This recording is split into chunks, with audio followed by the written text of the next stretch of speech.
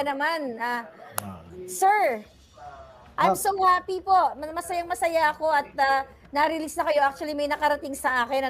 Alam niyo naman ako, sir, marami mga puting ahas na gumagapang. Baka gabi, Kagabi dinalaw ako ni Senator Jinggoy Estrada at nag-one-on-one kami dito sa kwarto.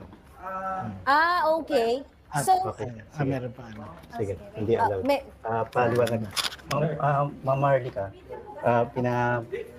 pinakiusapan mo muna kami na siguro paglabas na. Doon na lang sa labas. Okay. Sige po. Sige. Okay. That's okay. Yeah, antayin na lang kami mamaya siguro. Okay. Marlon, okay. So, marami bang tao sa labas? May mga nag-vigil? Wala kaming napansin, Ma'am Marlica. Wala po kasi dire-diretso lang. Pero maayos naman yung treatment ng OSAA. Actually, sa gate pa lang, naka-team din na yung mga plate number namin. Dire-diretso. Tapos nung pagpasok namin sa registration, sinabihan na rin si Attorney Badong na dito sa parking na to. Andito po kasi yung parking ng mga senador. Ito ang parking ng mga VIP. So, sa labas, yung parking ng mga empleyado. Dito, sinabihan si Attorney Badong na pwede na raw ipasok yung sasakyan para hindi na lalabas papuntang open parking si Agent Morales. Anyway, siguro po mamaya pagka complete na hong naiproseso lahat ng dokumento para sa pag-release kay Agent Morales, siguro ipapasok yung sasakyan. At kung ipapahintulot sa sasakyan na ho namin sasakay si Agent Morales o convoy na lang si Attorney Badong. So na lang po yun. Nasa OSAA na lang po yun. Then, I believe at dapat escortan pa rin po siya ng OSAA papahatid po sa bahay niya. Yeah, I heard sa aking mga informer dyan na maayos naman daw ang trato ng OSAA. And napakagandang balita yun dahil syempre marami nag-aalala, Marlon, na mga kababayan natin, baga mapaano si Agent Morales, based nga doon sa CCTV napanood ng buong mundo na, yung threat sa buhay na pwede siyang maatake sa puso ng ganun-ganun na lang. So talagang worried ang taong bayan. But now na coming from you guys na is doing fine. Ayan oh my God, nakangiti talaga. Happy person talaga si Agent Morales. Ayan mga kababayan, live na live. Wala. So tayo lang. About OSAA, wala. Yung pala. Ma'am Marlica, hindi po, kukunin na lang. Ma'am Marlica, wala na ho palang mag-escort na OSAA. So kami na lang ho ni Miss Pam sa ni Attorney Badong ang siguro po convoy. Sa amin na sasakay, convoy ka na lang. Siguro po convoy. Sa amin na sasakay, convoy ka na lang. Nakasunod ka na. Okay. Si Attorney Badong. Gusto mo dito ka muna at kunin ko yung kotse mo. Kotse ko? Ikaw na kumuha? Wow. Okay. Sige. Hindi, may lilipat akong gamit. Lilipat akong gamit, Pam. Ikaw muna mag-ano. Pwede na naman siguro. Kalabas na siya. Ano to? Wow. Abay. Ayan, kababayan, naririnig nyo si Agent ayan, nakikita nyo po, ayan. Kasi may mga lumabas na in the past na na-release na raw. Ngayon, live yan. Okay, live tayo. Ay, Agent Morales. Yung roommate nito, nakalis na rin? Ang yung roommate, di ba? Bilis Hindi marinig. Ang bilis! Kasi dyan yung kapatid yun na sumudunan. Agent, narinig mo ko? Ayan. Ayan, live na live tayo ngayon. Maraming salamat sa third floor studio, no? Kay Pam at saka kay Marlon. Andito si Yusek Pam at saka si Yusek Marlon. Actually, kung paano namin iniwan, ganun pa rin naman. Thank you kay General Angkan. Okay? Very grateful kay General Angkan.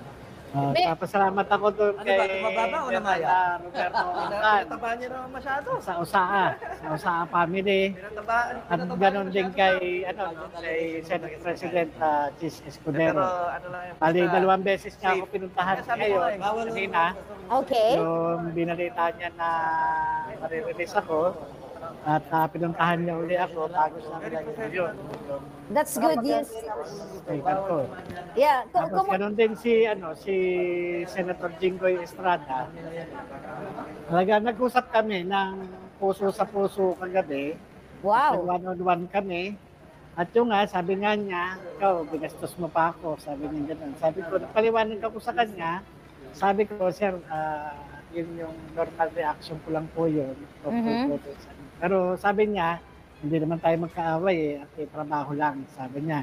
Basta sana naintindihan mo rin yung pagkakakontempt mo. Yun, at pinaliwanag ko rin naman sa kanya, dahil nung nakita ko yung dokumento, na rin ako, nagulat din ako dahil ngayon ko lang din nakita yun. At yung nga, sabi ko nga sa kanya, doon ako, mukhang ito talagang pineki. Pineki yung dokumento na BBS. Pero sabi ko nga, ang hiling ko lang, sana maipakita yung original. Kasi ang tingin ko, mukhang crafted yung parang let's give Senator Jingo Estrada the benefit of the doubt po doon sa PDS na sinabit sa kanya ng PDEA, parang ganun ba yung ibig niyong sabihin? So, pero siyempre siya, lang niya, kung ano yung nasa kanya, at siyempre nakita niya, certified true copy. Pero sabi ko nga, sir, kaya nga po, kinukontest ko yung dokumento, at kaya po hinihingi ko yung gusto ko makita yung original. Okay. Para at least ma-examine. Yeah. Ang importante, JM, nagkausap kayo ng masinsinan kasi nga wala naman kayong personal na galit sa kanya o kahit sa kaninong senador.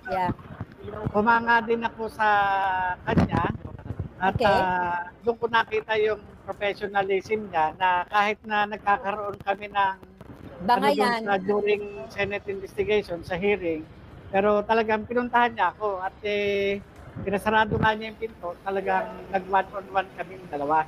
Okay. At yun nga, nakita ko talaga yung sinceridad niya na may mga tanong siya sa akin na binigyan niya ako ng pagkakataon. Sabi niya sa akin, una, gusto mo pang lumaya kasi dalawang buwan kami magbabakasyon. At sinabi nga niya, meron lang akong gustong itanong sa'yo, na ano po yun, sir, sabi ko gano'n. Gusto ko umamin ka. Sabi ko, ano po aaminin ko? Ngayon, tinatanong niya kung kilala ko kayo na personal. Sabi ko, hindi ko po siya kilala. Tanong niya ako kung paano napunta sa iyo yung mga dokumento. Sabi ko, hindi ko nga po din alam. Kaya po, ang din sa akin, ang usapan namin pamilya, sulatan si General Lasso para talaga na wala akong kinalaman dun sa sa inilabas ng mga dokumento. So yun po. Yeah. So maganda naman po yung trato sa iyo sa loob. Kumusta po yung pagkain? Ay, naku, napakaganda at talagang alaga. Mukhang dadagdagan pa nga yung timbang ko dahil sa sarap ng pagkain. Talagang very accommodating yung pusaa. Talagang para akong nagbakasyon sa isang hotel. At least may maganda naman tayong nasabi sa ating ahensya ng gobyerno. Fairness naman, wala silang partisan. Trabaho lang talaga. Siyempre susunod ka rin, dahil security mo rin yung pag-uusapan dahil nga harad sa akin din Kaya yun naman din Alam mo, JM, salamat kay General Angkan at saka doon sa mga taga-usaa, sa mga empleyado at saka doon sa mga security. Alam mo, JM, napaka bait ng ng trato sa iyo diyan at nagpapasalamat kami. Gusto ko lang ipabatid sa inyo na ang dami pong nagmamahal sa inyo. Ang daming nag-aalala sa social media. Talagang ako po taus-puso nagpapasalamat. Ganun din, 10 ng aking pamilya. At ako'y talagang yung patuloy yung pagdadasal, pananalangin na ako ay patnubayan ng Diyos. Yun naman, natupad po. Kaya dahil din sa mga panalangin nyo at pagmamahal na ipinadadaman nyo sa akin, kaya andito, nagtulong-tulungan ninyo na mapakiusapan ang pamunuan ng Senado para ako ay mapalaya.